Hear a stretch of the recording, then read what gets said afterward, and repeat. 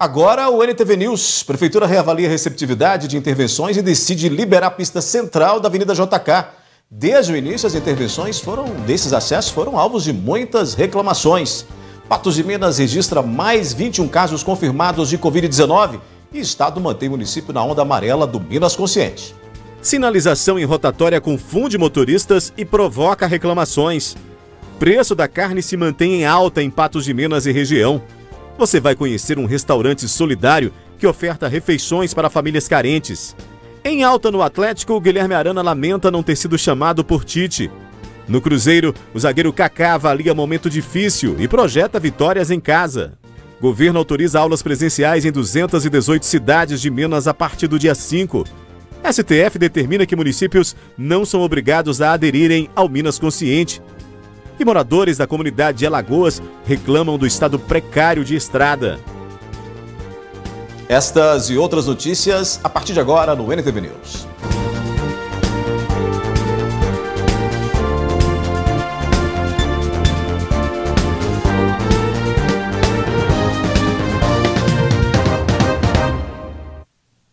Tráfego confuso, lentidão no fluxo de veículos e princípios de engarrafamentos estão entre as principais reclamações dos condutores depois das modificações realizadas no trânsito da Avenida JK, redirecionando a circulação para as vias laterais e, com isso, interrompendo os deslocamentos pela pista central. Mas, ao que parece, a Prefeitura fez uma reavaliação desses impactos, dessas mudanças e decidiu voltar atrás.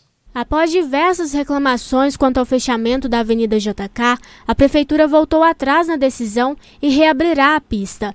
De acordo com o secretário de Trânsito, as mudanças foram necessárias após conversas e estudos com o poder público e com os próprios motoristas que utilizam a via. Havia um projeto inicial, esse projeto ainda não foi encerrado, onde houve o estrangulamento da pista central. E de lá para cá, nós temos acompanhado não só a questão do tráfego de veículos, os impactos que poderiam causar nas pistas marginais, bem como ouvindo os usuários da própria via, que constantemente têm ligado para a Secretaria de Trânsito, têm apresentado algumas reclamações, têm apresentado algumas sugestões para nós, Aí nós reunimos ontem à tarde, juntamente com o prefeito municipal e outros secretários, e decidimos que a liberação da pista central, ou seja, voltar ao que era antes, nós vamos atender ao povo, aos usuários da pista, ou seja, vai continuar como era antes. Dentre as readequações está a sinalização. Como foi feito um outro retorno na Avenida JK, nós temos sim que colocar ali um quebra-mola para que quem venha pela pista central possa passar pelo quebra-mola com velocidade moderada para evitar um conflito com quem esteja fazendo a rotatória. Então, e depois uma realocação, readequação das placas de sinalização de trânsito para poder estar atendendo esse novo trajeto. Interessante é que vários usuários queixaram para nós que quem vem pela Avenida Fátima Porto, na confluência com a Avenida JK, os veículos têm se aglomerado ao lado do outro, Às vezes chega a ficar 6 veículos do lado do outro, tentando entrar na Avenida JK, E isso acaba prejudicando os motoristas que ficam estacionados, parados do lado direito. Em virtude disso, nós vamos continuar com o prolongamento da Fátima Porto em 2 faixas, para que no encontro com a Avenida JK, siga esse caminho das 2 faixas. Então ali sim, nós vamos fazer uma intervenção ali para que o fluxo normal da Avenida Fátima Porto se encaixe perfeitamente com o fluxo normal da Avenida JK. A iniciativa agora é readequar a sinalização. Nós estamos fazendo aqui um redutor de velocidade por causa da rotatória que fica aqui muito próxima e a sinalização. E posteriormente vai ser desobstruída a pista central para que o trânsito possa fluir normalmente. Em relação aos gastos, o diretor de obras explica que não foi um mau gasto, tendo em vista as poucas mudanças realizadas até então. O trabalho que foi feito foi quase só o trabalho de colocar os meio-fios, isso é a própria prefeitura que faz. Então é um trabalho de baixo custo. Se tivesse feito sinalização, tinta, aí sim seria um trabalho mais caro, mas não houve custo representativo para a Prefeitura. Quanto à previsão de liberação, entende-se que será rápido, tão logo sejam feitas as readequações. A gente acredita que até sexta-feira, ou seja, depois de amanhã, tudo já esteja concluído. É interessante que os motoristas, prestem atenção na nova sinalização. É interessante que os motoristas participem conosco, manifestando ali as suas ideias, as suas reclamações, para que a gente possa analisar. Porque trânsito, na realidade, é muito volúvel. Motoristas que transitam pela rotatória que fica após a Ponte do Arco têm confundido e desrespeitado a nova sinalização que foi implantada pela Prefeitura lá no local. A situação tem gerado riscos e também muitas reclamações. Na rotatória que fica após a Ponte do Arco, o fluxo de veículos é intenso. Logo à frente tem uma curva e, por isso, a atenção ao volante deve ser redobrada. Quem passa em alta velocidade tem pouca visibilidade da pista e sem contar aqueles motoristas que não respeitam a sinalização e passam em local errado. No pouco tempo que ficamos nessa rotatória, é possível perceber a bagunça que vira quando juntam vários motoristas, vários veículos ao mesmo tempo. Nós conversamos com alguns deles que realmente relatam a dificuldade que é para transitar e os riscos de acidentes. É muito perigosa. Ela podia ser melhor sinalizada, a ausência de um quebra-mola para diminuir a velocidade eu acho ela perigosa. Eu passo muito pouco por aqui, mas ainda assim eu acho que é um risco danado. A pessoa quando chega no trevo duvida do que vai, para que lado que vai, demora um pouco. Você viu agora para parar aqui a dificuldade que é, né? É perigosa, ela é, eu acho. O Júlio César é um dos que flagrou até acidentes no local e conta que, de fato, os motoristas não respeitam a sinalização e trafegam em locais errados. Em questão dessa rotatória aqui, que não tinha muito problema quando era antiga, né? Aí em questão aí que tem essa rotatória, eles colocou 3 pares, que é o de cá, o de lá e o de cá. Só que ninguém tá respeitando ele. Quem para de cá, vem carreta virando de frente. Você tem que dar uma ré e voltar para trás, senão você bate de frente. Questão de lá, como você está vendo lá agora, ó, os caminhões passam tudo direto. Ninguém está fazendo um retorno aqui certo, ninguém está seguindo as normas da normalização. E por isso está tendo muita batida de acidente. Você vê que passa carro direto, não para, ninguém está parando. Aí, ontem mesmo teve um acidente aqui com fratura exposta de um condutor mototáxi que foi. Aí, como eles não tá conseguindo identificar a sinalização e não tá fazendo a rotatória devida que tem que fazer e não tem espaço de fazer ela, aí tá havendo muita batida, muita reclamação. O que se espera é que sejam tomadas providências para melhorar a sinalização e, por parte dos motoristas, respeito às normas de trânsito e condições da via. Complicado esse trecho aqui. Ou eles têm que mudar essa sinalização aqui, fazer a rotatória certa aqui e sinalizar, ou senão eles têm que voltar como era o modo antigo, porque desse jeito aqui não tem jeito não. Porque nenhum caminhão, nenhuma carreta, ninguém está respeitando isso aqui, ó. A gente ainda está aguardando uma resposta da Prefeitura para tentar uma solução, para esse problema que se instalou por ali. Daqui a pouco, depois do intervalo, o preço da carne se mantém alta em Patos de Minas. E você vai ver e vai conhecer um restaurante solidário que oferta refeições para famílias carentes.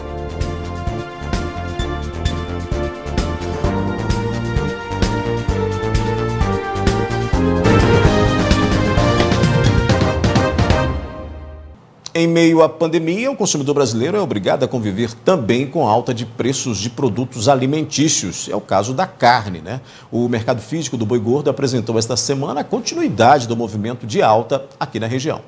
Animais reunidos e separados através de lotes. Produtores atentos no preço e na boiada.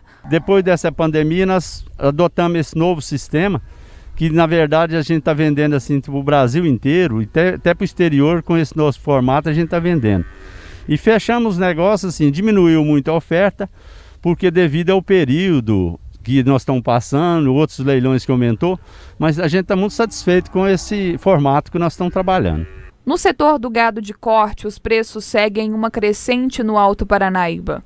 Há um mês, a arroba do boi gordo estava sendo vendida a R$ 240. Nesta semana, o preço fechado foi na faixa dos 250. Esse preço do boi, inclusive, houve uma disparada num período aí, depois deu uma caída, mas ele vem com um acréscimo direto, sempre subindo o preço, tanto no bezerro, como no garrote, como no boi gordo. portanto que vai uma evolução de preços desde há uns 3 meses atrás, sempre está subindo. Para o produtor não tem sido fácil. Em Minas Gerais, diante da baixa disponibilidade de animais, as indústrias tiveram de elevar os valores oferecidos na tentativa de comprar a matéria-prima. O boi passou um período muito defasado de preço e o pessoal até fica questionando o preço da carne, que subiu muito, mas assim, o custo de você colocar um boi, depois dele pronto para o abate, o custo de um boi é muito caro, os insumos é muito caro. Então agora que está chegando no preço que é o preço viável para a pessoa que engorda o boi. Para nós, consumidores, vale ficar atento no preço da carne. É que a arroba do boi ainda pode subir mais. O que vai ditar o preço é a lei da oferta e da demanda.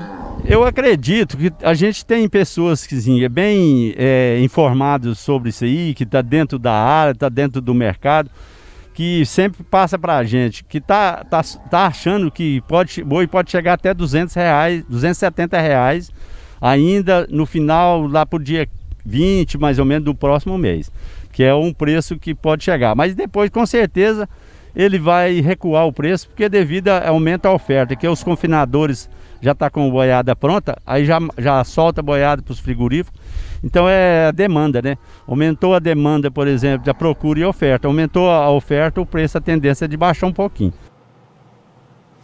Procura e oferta, né? E aí nós estamos convivendo com isso também, né? Em meio a um mercado aí que se depara com uma situação de Covid-19, né? Quando as pessoas estão mais fragilizadas e os alimentos estão cada vez mais caros, com a inflação aí que cada vez sobe mais em cima do trabalhador e no bolso, né? E do trabalhador. Mas nós vamos mostrar agora uma iniciativa que, por meio de um trabalho voluntário em uma igreja em Patos de Minas, tem oferecido refeições para famílias carentes. O projeto SOS Galileu é um restaurante solidário que oferece almoço de forma gratuita para famílias carentes de Patos de Minas. Uma ideia que surgiu da vontade de servir ao próximo e de exercer a própria fé. Nossa igreja, a Galileu, em Patos de Minas, é uma igreja nova, nós estamos com 2 anos e 8 meses e a gente estava com esse sonho. Então, depois dessa pandemia, a gente falou, vamos colocar esse sonho em prática e nós inauguramos o restaurante, o primeiro restaurante cristão, SOS Galileu, em Patos de Minas, e está sendo muito lindo esse projeto, onde nós servimos diariamente, ao meio-dia, uma alimentação saudável, saborosa, nutritiva para todos aqueles que necessitam. Em uma semana, foram quase 200 pessoas alimentadas, uma média de 20 a 30 pessoas por dia. Além do alimento, a proposta é oferecer ainda uma recepção calorosa e afeto aos que chegam ao local. Que ao chegar aqui ele sinta dignidade, amor e que ao sentar na mesa novos projetos e sonhos nasçam no coração dessa pessoa e que ela viva uma nova vida. Nós estamos fazendo tudo isso com doações de mantenedores e voluntários, então a aceitação está sendo maravilhosa. Nós chegamos a alimentar quase 200 pessoas em uma semana de trabalho. É aqui que nasce toda a refeição. Mãos talentosas que iniciam as atividades às 9 horas da manhã, para que ao meio-dia em ponto o público receba um almoço completo. Todos nós aqui somos voluntários, eu estou à frente agora da cozinha, né? A gente todos os dias serve uma refeição muito saborosa, muito nutritiva, com todos os padrões exigidos, né? Comida recheada de um ingrediente especial, afeto. Primeira coisa é já fazer uma oração, né, para que tudo dê certo na cozinha. E não tem preço. O que a gente faz ao levar o prato, ao levar o alimento para a pessoa dá um sorriso, dá um obrigado. É uma questão assim de a gente ver que realmente a pessoa está sendo tocada, né? Então é uma coisa que realmente não tem preço isso aí. Além disso, a equipe também realiza lavagem de roupas para aqueles que não têm onde cuidar. Tudo aqui vem de doações. O trabalho aqui é todo voluntário, então a gente depende muito disso, depende de doações. Eu queria fazer um convite para quem se interessa por esse projeto do restaurante SOS Galileu e está fazendo uma doação, procurar alimento, cesta básica, carnes, porque a gente todo dia oferece uma carne diferente, a gente ajuda as pessoas, a gente serve as pessoas aqui. Então quem tiver interesse de fazer doação, poder estar entrando em contato com a gente da Galileu, com o pessoal aqui do restaurante, para poder estar ajudando a gente. Então, às vezes, você tem muita vontade de ajudar, de fazer uma caridade, de doar algo para alguém. Então, aqui é o lugar, a Galileu está disponibilizando para isso. Isso é um sonho de Deus, é a vontade de Deus que nós possamos ajudar o nosso irmão. Boa iniciativa, né? Quem quiser ajudar o projeto com doações ou com trabalho voluntário pode entrar em contato pelos telefones 34-99230-4701. Eu vou repetir, viu? 99230-4701 ou o 99944-6898. Repetindo, 99944-6898. Bom, a seguir a gente vai falar de futebol, né? Em alta no Atlético, o Guilherme Arana lamenta não ter sido chamado por Tite. E no Cruzeiro, dificuldades, mas o zagueiro Kaká avalia momento difícil e projeta vitórias em casa. Quase 70% das famílias brasileiras estão endividadas. A constatação é de uma pesquisa recente divulgada pela Confederação Nacional do Comércio de Bens, Serviços e Turismo. O endividamento e o índice de inadimplência, né, juntamente com o índice de inadimplência, atingiram em agosto o maior patamar em mais de 10 anos. Isso lá no mês de agosto, né? De lá para cá certamente aumentou. O principal motivo foi a perda de renda por causa da pandemia. Por isso, muita gente tem buscado empréstimos. E na hora do aperto, é bom saber como usar esse recurso para, claro, não se enrolar ainda mais.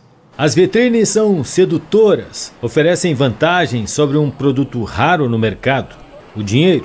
Com a crise, mais de 12 milhões de brasileiros estão sem trabalho e renda, e muitos pedem socorro às financeiras.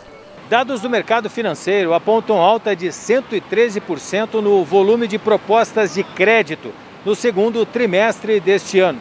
O salto ocorreu nos meses de maio e junho, quando também houve um aumento no cenário de crise por conta da pandemia aqui no Brasil. Cerca de 4 milhões de domicílios brasileiros solicitaram empréstimos nesse período. Desses, 762 mil não tiveram o crédito aprovado. Chefe de família, o vendedor autônomo, buscou R$5.000 no banco onde tem conta corrente. Não levou. Antes eu tinha fornecedores que me entregavam o material para me girar e abastecer a conta, né?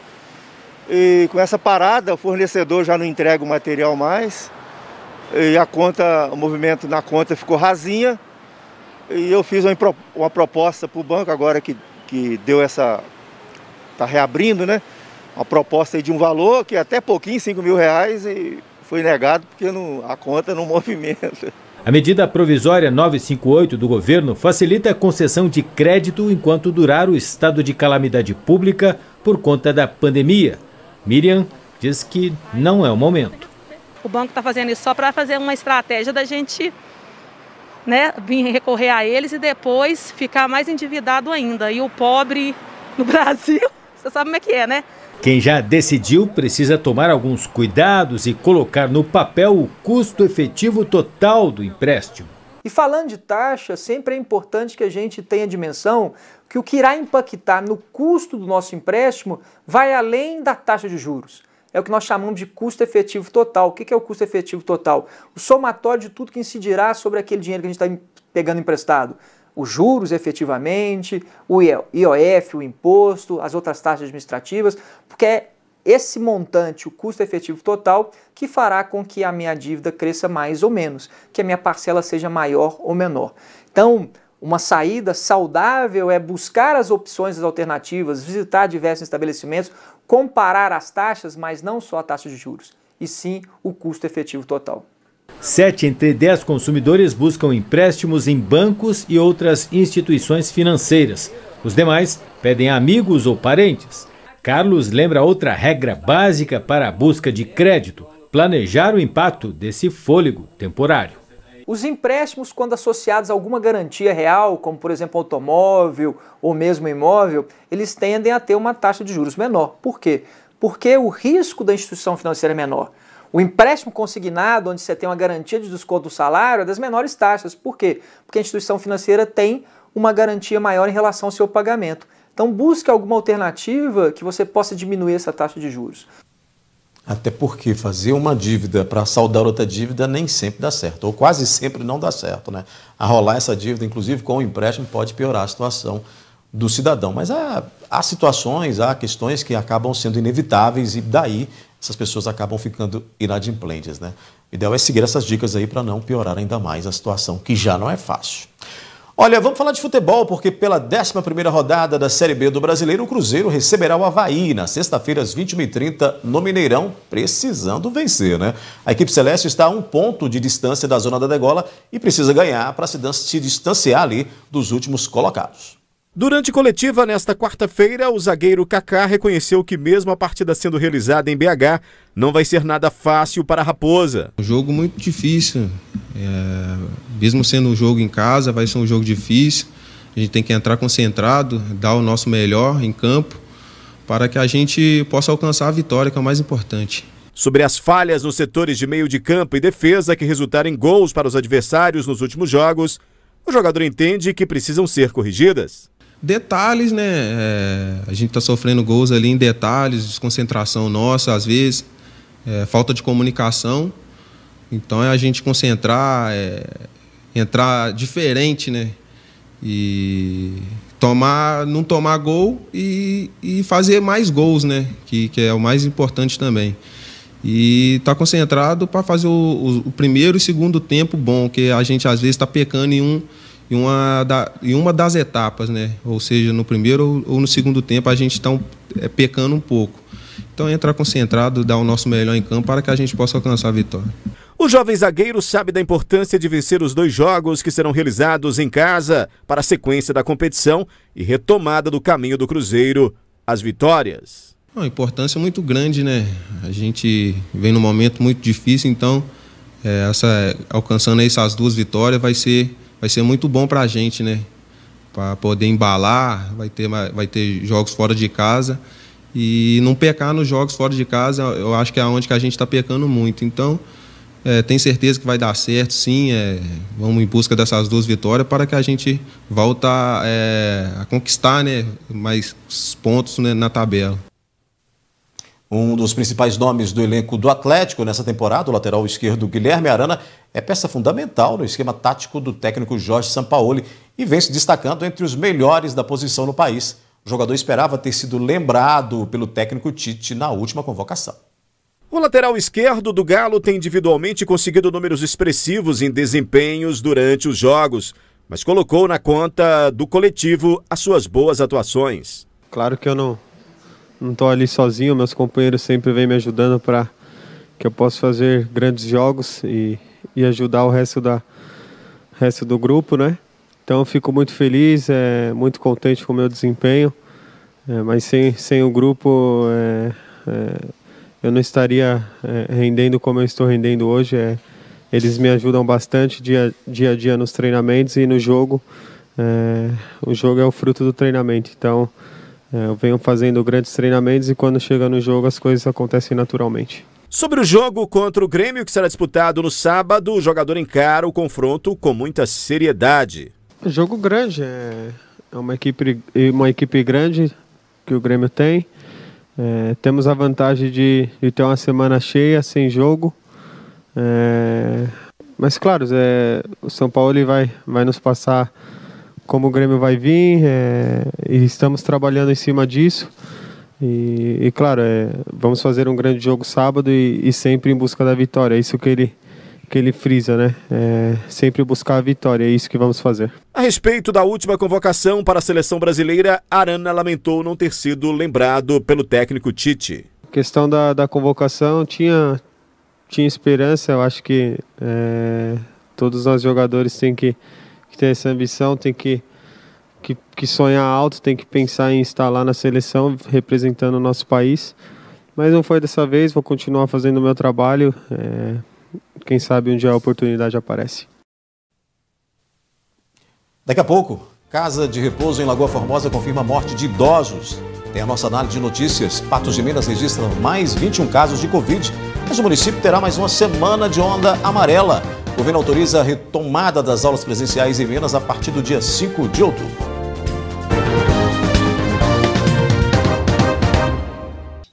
É hora da nossa análise de notícias com algumas das principais informações, né, dos principais destaques de hoje em Patos de Minas, região, no estado também, né? Para essa análise, a jornalista Ludmila Bahia divide a tela comigo. Olá, Ludmila, boa noite. Oi, Odair, boa noite para você, boa noite a todos que acompanham o NTV News. E agora a gente chega com uma reta de mais notícias quentes, não é?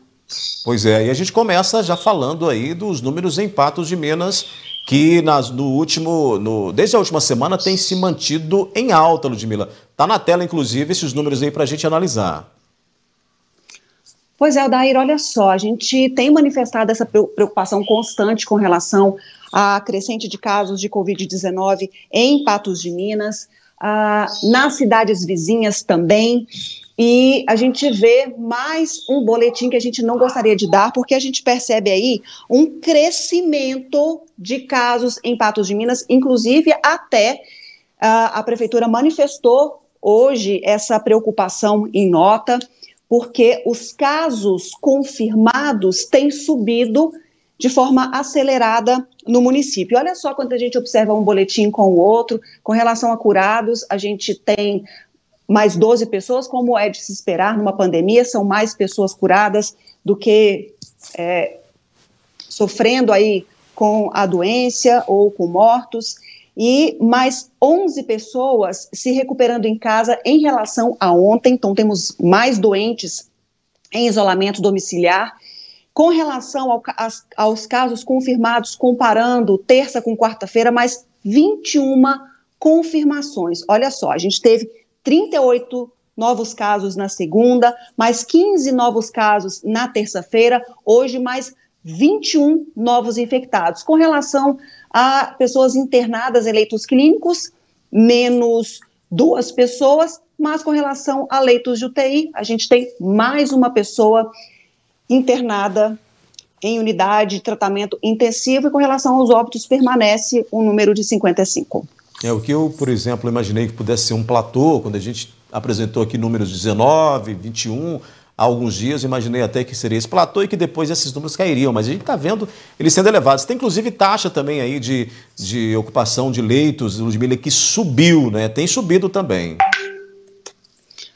Olha só, daí a gente teve aí, com relação a ontem, um alívio com relação à ocupação de leitos clínicos. Ontem a gente já batia a casa aí de 120%, hoje a gente está aí em 70% quando a gente observa leitos de Covid de hospitais públicos e privados, mas continua o alerta, até mesmo porque a gente percebe aí a crescente de pessoas infectadas em Patos de Minas e pode ter algum tipo de complicação, como a gente tem visto aí ao longo desses meses de pandemia.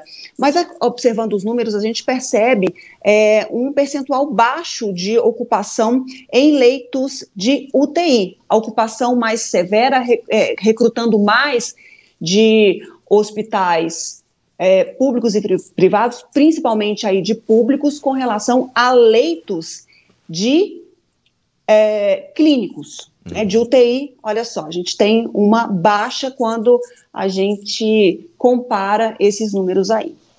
E aí a gente lembrando da semana passada, né, e como eu citei, essa ocupação aí também ela é maior, e aí é isso que dá uma certa apreensão diante de uma situação como essa, com um risco, né, de termos aí um número maior ainda nos próximos dias, e a gente já fica aí com as barbas de molho.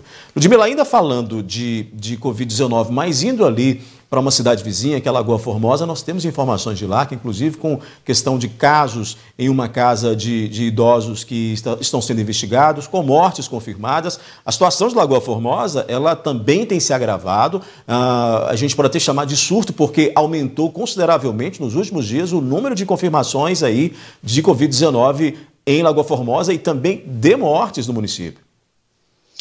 Pois é, Odair, a gente vive aí um estado de atenção total em Patos de Minas e Lagoa Formosa ainda mais. E alguns números vão chamar muito, mas muito a atenção, alerta assim totalmente vermelho mesmo, como estão grifados aí esses números em tela. Porque, olha só, de terça para quarta-feira, a quantidade de novos casos infectados em Lagoa Formosa. São mais 54 pessoas confirmadas em 24 horas em Lagoa Formosa. De 269 para 327 casos confirmados em Lagoa Formosa. E aí chama a atenção, daí um outro número, olha só, com relação a leitos de internação, leitos clínicos, 9 pessoas ontem, 8 pessoas hoje, mas hoje nós temos aí um paciente internado em UTI. Tudo leva a crer que essa pessoa que estava em leito clínico teve piora no quadro e passou para leito de UTI. Pessoas em acompanhamento, de 46, hoje são 98 pessoas em acompanhamento. Pacientes recuperados, 212 ontem, 214, apenas 2 pessoas aí. Com relação a óbitos, abriu uma outra janelinha ali, óbitos em investigação, 6. Óbitos confirmados, 11. Aliás, confirmados na data de hoje, 5. Mas se a gente vê ontem, eram 11 óbitos confirmados. 6 mais 5 hoje são 11. O seguinte, ontem a gente até fez uma matéria e depois que ela fez, a Secretaria Municipal de Saúde de Lagoa Formosa decidiu por detalhar com relação a óbitos dessa forma, entre suspeitos e óbitos confirmados somente após a publicação no boletim epidemiológico do Estado. Inclusive, a própria Prefeitura fez aí uma nota dizendo isso, que ela sabe que foi Covid, é confirmado por Covid, mas ela só vai detalhar como óbito confirmado, finalizado em boletim após publicado no boletim epidemiológico estadual. Só que aí tem uma inversão, né, Odair? Porque quem notifica primeiramente é a cidade e depois o Estado. Assim a gente vê todos os boletins estaduais, porque a Prefeitura informa o Estado e não o contrário. Então a Prefeitura de Lagoa Formosa preferiu que o Estado informe a ela para depois ela detalhar em boletim num caminho inverso do que a gente tem visto aí. Depois da matéria com relação à falta de sincronia, a divergência de dados, Lagoa Formosa aí decidiu, portanto, fazer dessa forma, mesmo reconhecendo, até nessa própria nota, eu não sei se a gente tem essa nota aí em tela, ela confirma essas 11 mortes no município, não é essa nota ainda, é uma outra até de Instagram, daqui a pouquinho a gente fala que é da casa de repouso, mas lá no Instagram ela falou, olha, a gente confirma, são 11 mortes mesmo, mas a gente primeiro vai esperar aí o Estado, e a gente fica meio sem entender por quê. Até mesmo, daí que a gente tem aí no número de tela, no boletim estadual consta 256 infectados de Covid-19 em Lagoa Formosa. A gente viu agora há pouco no boletim de ontem que eram 269 infectados, ou seja, não bate mesmo. Os números estão divergentes com relação a ontem. No boletim de hoje do Estado, 256 infectados. O de ontem de Lagoa Formosa, 269. Aí, o de hoje, a gente já vê uma explosão de casos. Então, quer dizer que Lagoa Formosa, então, vai esperar o que o Estado vai falar também de infectados para só depois informar a população do que está acontecendo?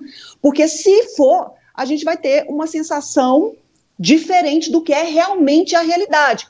É a Prefeitura que informa o Estado, e não o Estado que informa o município sobre a sua realidade local. Então, teve uma inversão aí de fatores em relação a essa decisão da Secretaria de Saúde, da Prefeitura de Lagoa Formosa. Você se lembra que isso ocorreu em Patos de Minas também. Nós tivemos situação semelhante a isso, quando chegou a um certo ponto, cerca de 2 meses, se não me engano, a Secretaria de Saúde Municipal chegou a dizer isso, que só vamos confirmar casos de mortes se depois que o Estado publicar. O que não funcionou, né? O que não deu certo, e acabou a Prefeitura retomando isso e passando a notificar esses casos e também a divulgá-los. É como você disse, não tem como inverter essa situação, porque é daqui que parte a informação, né, Ludmila? Óbvio, e as pessoas têm que saber o que está acontecendo hoje no município. Então, ela vai lá e fala, olha, são 11 mortes, mas o nosso boletim, vamos colocar 6 investigados, só depois que o Estado confirmar, a gente coloca em boletim. Isso pode demorar dias. E dias são fatais quando se fala em Covid-19. Então, Prefeitura de Lagoa Formosa é Prefeitura informando a população sobre a realidade constatada nesse dia. Não é esperar o Estado daqui 24 horas, 2 dias, 3, 4, sei lá quantos dias, para depois informar a sua população do que está acontecendo. Aí, fala, não, a gente sabe que são 11, mas a gente vai esperar. Por favor, né? É só criar confusão numa situação que já é de extrema complicação, já é extremamente problemática. Então, vamos informar de forma mais transparente possível a realidade constatada pelo município. Se o Estado vai demorar 3, 4, 5 dias, conforme ontem eu questionei o secretário de Saúde que respondeu, disse que se baseia no CIVEP Gripe, que é o Sistema Nacional, e é dado um Ctrl-C, Ctrl-V, é feito um download. A Prefeitura notificou esse dado junto ao Sistema Nacional, ele pega essa informação. Então, é ter mais agilidade para informar o sistema, o CIVEP Gripe, para o Estado informar também a realidade do Estado. Pois é, e Lagoa Formosa, ainda continuando falando sobre o município, passa por uma situação que já ocorreu em outras cidades e que atinge pessoas que são muito fragilizadas numa pandemia como essa, são os alvos principais desse vírus que acaba matando, que é justamente essa casa de repouso que está investigando casos lá e que, inclusive, já confirmou que pelo menos 2 idosos faleceram por Covid-19. Nós temos isso, Ludmila, está na tela aí esse comunicado, né, dessa casa de repouso.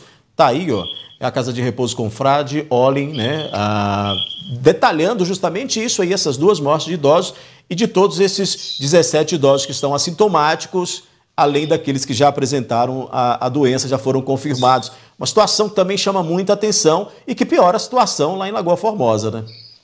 Situação dramática no município. A gente tentou aí conversar ao vivo com o prefeito, com a secretária de saúde, com algum membro da Secretaria Municipal de Saúde, com a casa de repouso, e estão todos muito assustados com essa situação, com esse surto de Covid-19 no asilo, com confirmações de mortes, com pessoas infectadas com a Covid, uma situação de extrema complicação, porque a gente sabe que essas pessoas fazem parte do grupo de risco. Então, é uma questão muito delicada, mas segundo a gente acabou de ver aí em nota, as medidas possíveis já foram tomadas, todos esses pacientes, todos esses doentes seguem sendo monitorados e a gente espera que se recuperem o mais breve possível. Ludmila, e é interessante que esses números de Lagoa Formosa, nós estamos numa micro-região em que está sendo muito afetada.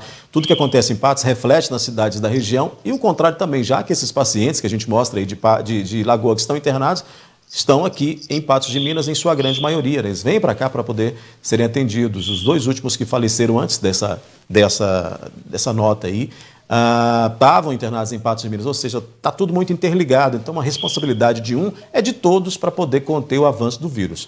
Mas por falar nesse aumento de números e também nessa questão de micro e de macro região, nós temos uma tela que a gente vai colocar agora aí, exemplificando isso que eu estou dizendo, mas de uma outra maneira, que o Estado vê que a nossa região, que Patos de Minas seguirá em onda amarela até 2 de outubro, né, Ludmila?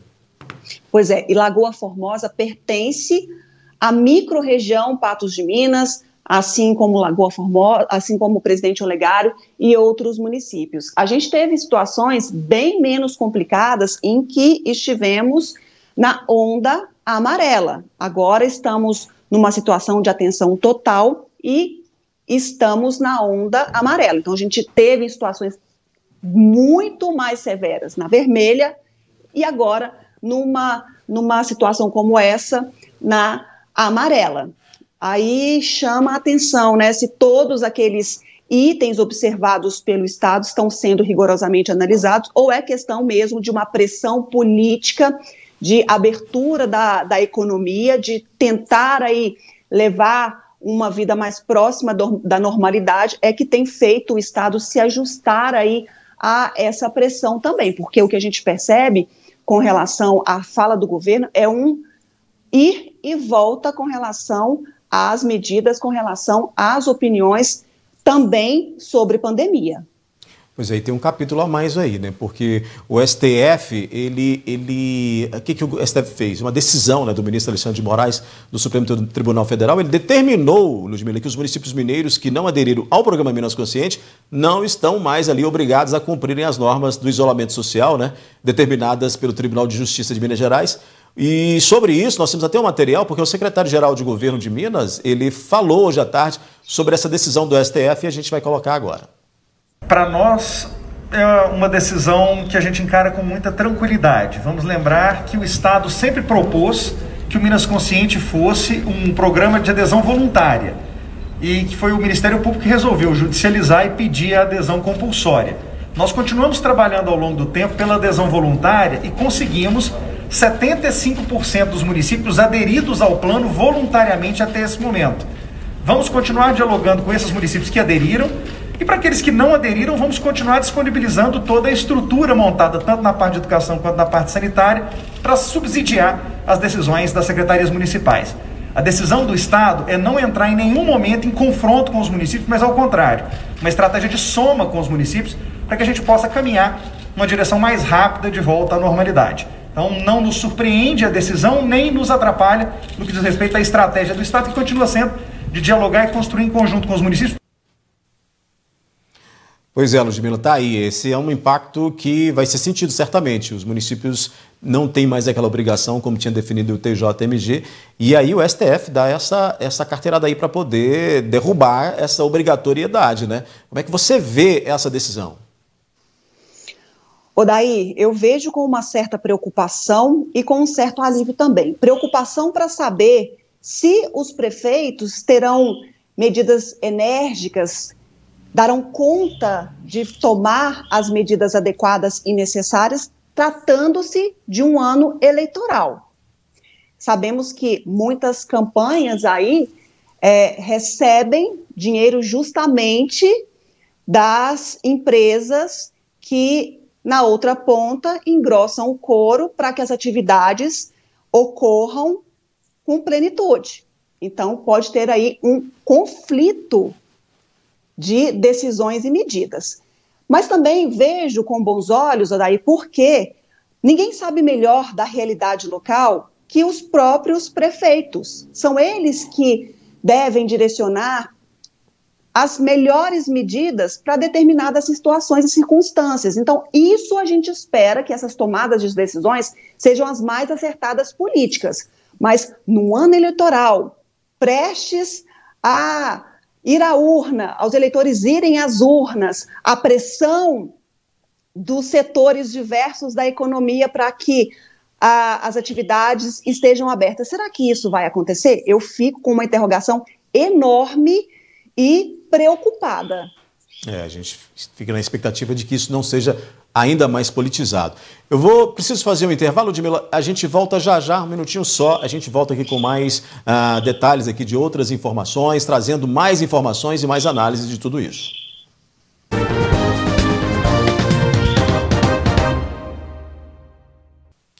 Nós estamos de volta com a análise de notícias, comigo divide a tela Ludmila Bahia. Ludmila, hoje o governo de Minas Gerais anunciou autorização para que as cidades que estão aí na onda verde do Minas Consciente possam retomar aulas presenciais no ensino básico.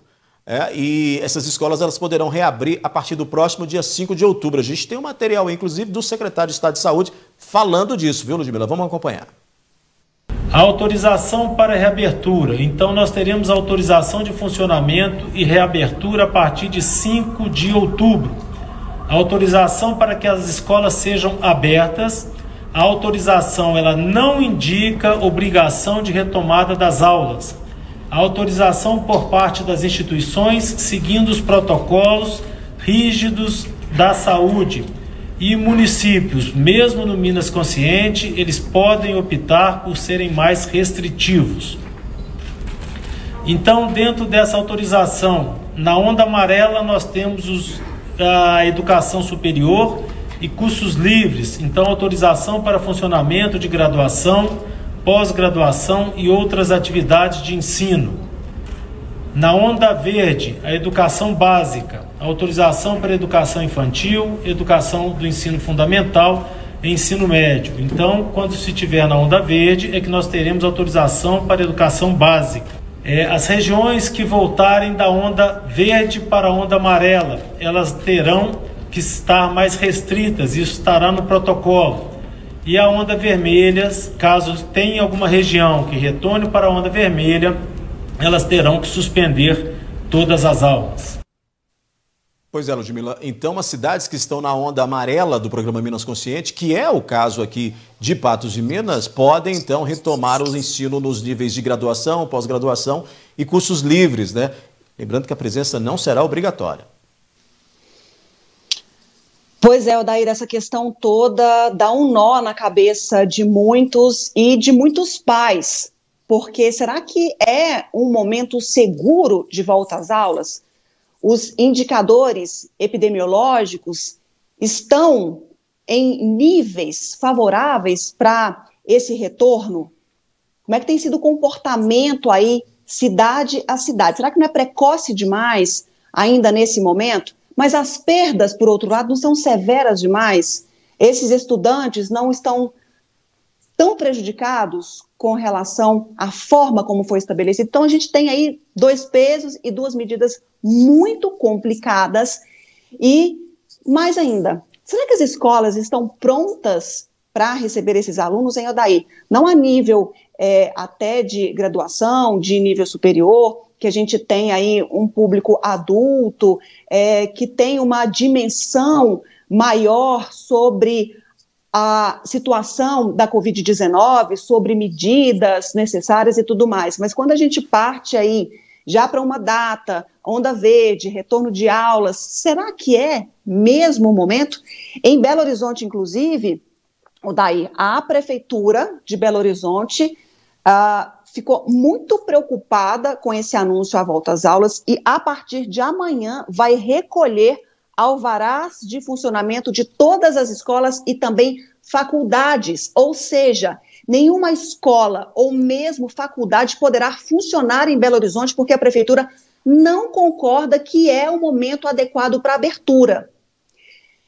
É uma situação severa, complicada, em que o Estado vai ter que dar conta das medidas necessárias aí para evitar uma transmissão de casos numa velocidade grande, porque hoje, em Minas Gerais, nós tivemos aí mais 133 novas mortes, somando a quase aí 6.900, e 3.081 novos casos, somando aí quase 277 mil mineiros infectados. E mais uma vez, Ludmila, os municípios vão ter que arcar com essa responsabilidade de reabrir, né? O Estado autoriza e os municípios terão aí que ter essa responsabilidade de abrir ou não, de retomar então essas aulas. Belo Horizonte, como você disse, já barrou, não vai aceitar essa situação. Vamos ver como é que vai ser o comportamento de outros gestores aí de Minas, né?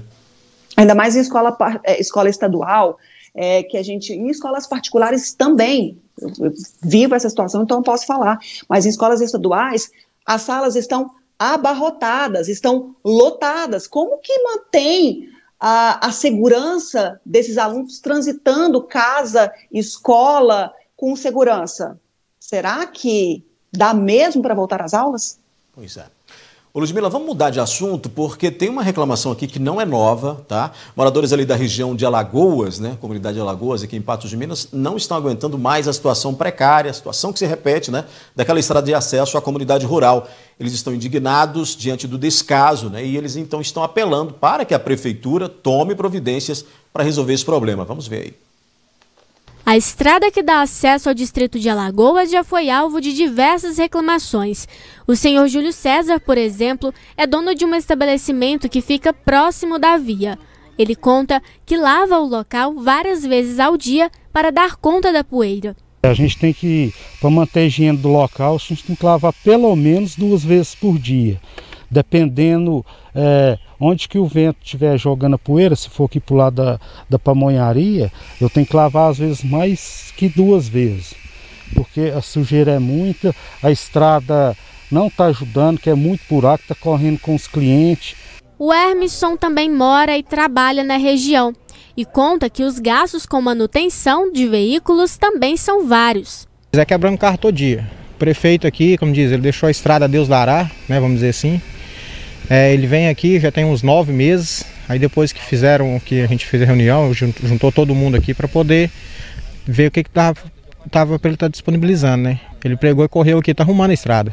Segundo Laércio, já foram realizados estudos e projetos para solucionar o problema, mas, até então, nada havia sido feito. Sempre falava que precisava de um projeto. Nós já temos o projeto, agora falta conseguir a verba. Nós já tivemos em Brasília. A justificativa, você vê que ao longo dela tem muitos empreendimentos e o trânsito é intenso. Então, nós sofremos no tempo da chuva com barro e no tempo da seca com a poeira, né? Então, a solução mesmo é asfalto, mas enquanto ele não vem, precisa de ser mantido pela prefeitura em condições de tráfego. Segundo os moradores, há 9 meses não era realizada uma manutenção na via e foi necessária uma greve para que o poder público desse atenção aos moradores. O período aqui é em torno de 9 meses a 10 meses sem manutenção. Nenhum equipamento veio para cá fazer manutenção. E constantemente esse problema, esses buracos, essa rodovia ruim, essa poeira. E solicitação em cima de solicitação nós solicitando. Porque nós tem os registros, tudo que foi solicitado. Aí depois que nós tomou essa medida de abrir o grupo e abrir a greve, falar com todo mundo que está apoiando a greve, o grupo, que todos estão. Aí que o prefeito resolveu mandar as patrolas hoje, na medida do grupo, e resolver o problema. Mas igual eu deixo o recado aqui para ele, nós não vai arriar. Eu igual falo para ele, não adianta, enquanto eu não encascar essa rodovia de ponta a ponta, nós não vai parar com a greve. Mas, para eles, só uma patrola não resolve o problema. Ele simplesmente tira a terra de um lugar e joga para o outro. Não passa um pé de carneiro para socar a estrada, não agoa. Se eles fizessem um trabalho bem feito, uma manutenção boa da estrada, não tinha essa dificuldade para todos nós, inclusive com prejuízo financeiro grande, porque até eu tenho o meu veículo de eu trabalhar, ele já tem 10 dias que ele está na oficina, e me deu um prejuízo muito grande, estou sem carro para poder locomover, tudo isso por causa do estado da estrada. O poder público, até então, não tem olhado por essa região, desde a ponte até aqui. Dos outros setores, tudo tem asfalto, tem saída bonita da cidade. E eu acho que é hora da comunidade marcar ponto e exigir, né, das administrações e das pessoas que assumem alguma função, melhorar por essa região, que ela é responsável por sustentar muito a economia do nosso município. O prefeito tem que olhar para esse lado aqui, aí. Isso aí é falta de atitude do prefeito, aí. Tomar providência aqui, que custa ele encascar essa rodovia de ponta a ponta aqui, que gasto que vai ter com isso aqui, ó, sendo que o cascaio foi doado. Pois é, Ludmila, em nota, a Prefeitura disse que, abre aspas, Secretaria Municipal de Obras trabalha desde segunda-feira na estrada de acesso ao distrito de Alagoas. Um fazendeiro local disponibilizou certa quantia de cascalho, mas serão necessários mais 300 carregamentos do material, quantidade da qual a Prefeitura ainda não dispõe. O texto diz também que, independentemente disso, a equipe tem feito o serviço na via de modo a deixá-la em boas condições de tráfego. A manutenção é feita quando necessário. É natural que durante as chuvas estradas de terra sejam mais prejudicadas, mas que a Secretaria atua buscando minimizar os transtornos neste período.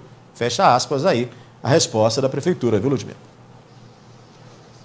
Nem chuva ainda estamos vendo, imagina quando elas vierem para valer em Prefeitura. É uma vergonha, daí, uma vergonha o que a Prefeitura tem feito com a zona rural, porque toda semana a gente tem uma reclamação e são constantes. São constantes. Enquanto isso, a gente vê, recapeando a Major Gotti, que talvez não era o momento mais adequado, a gente sabe que precisa sim de medidas preventivas sempre, mas e a zona rural? E onde precisa fazer a intervenção? E as ruas que precisam ser melhor cuidadas? É uma vergonha, é um retrato da vergonha. Eu fico arrepiada, fico revoltada quando eu vejo esse tipo de situação, esse tipo de reclamação. São as pessoas querendo trabalhar, são as pessoas que precisam da estrada para se locomover, para buscar acesso à saúde, à educação, seja lá o que for. Então, é um mínimo, Prefeitura de Patos de Minas, prefeito José Eustáquio, é um mínimo o que o senhor deve fazer, é olhar com muito mais atenção, com muito mais cuidado, com muito mais zelo para a zona rural também. Pois é, aí é uma questão que quem passa, ou quem já pelo menos passou, pelo menos por uma vez por essa estrada, sabe a dificuldade que é em um período de seca, né? Quem precisa utilizar ali, tem essa dificuldade agora, quando chover, como você disse, vai ficar muito complicado, vai ficar realmente intransitável, já que da maneira como está em estado precário, e o morador tem toda a razão, ele precisa realmente denunciar essa situação, porque, como você disse, é o mínimo que a prefeitura pode fazer. E já viu que na nota aqui, já viu que na nota aqui antecipa a desculpa, né? Olha, que a chuva que vai atrapalhar. Então, prefeitura, sem desculpa, por favor, faça o seu trabalho, que a gente que paga imposto, todos os cidadãos, agradecemos. Pois é. Vamos abrir espaço, Ludmila. A gente gira a notícia porque o repórter Rafael Ribeiro, ele está trazendo aí o factual, acontecido agora há pouco, né? Ele está na delegacia de plantão aqui de Patos de Minas. Olá, Rafael, boa noite.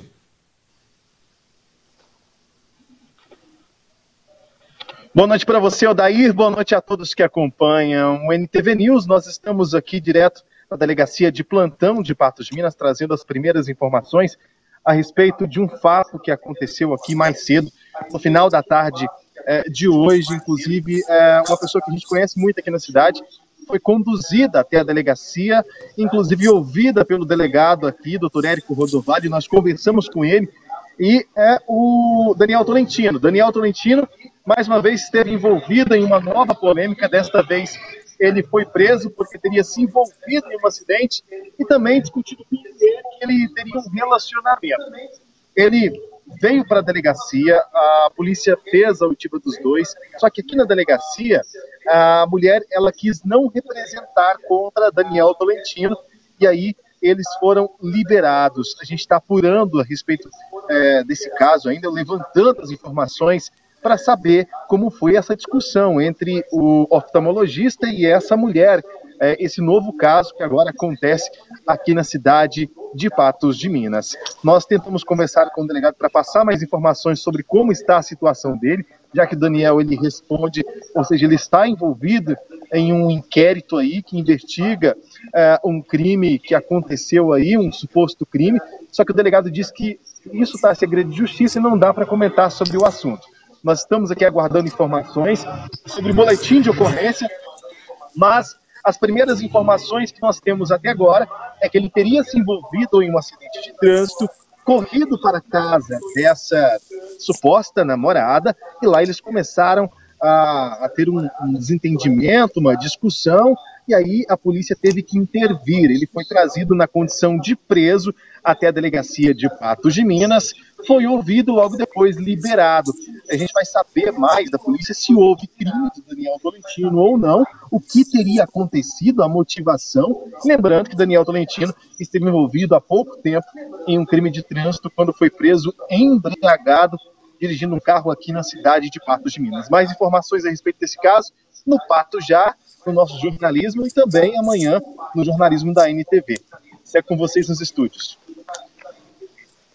Obrigado, Rafael, pelas informações. Ludmila, um factual que chega de uma pessoa que teve aí envolvida na morte da namorada, da dentista Roberta. A gente noticiou esse caso aqui, o pessoal se lembra muito bem dessa situação.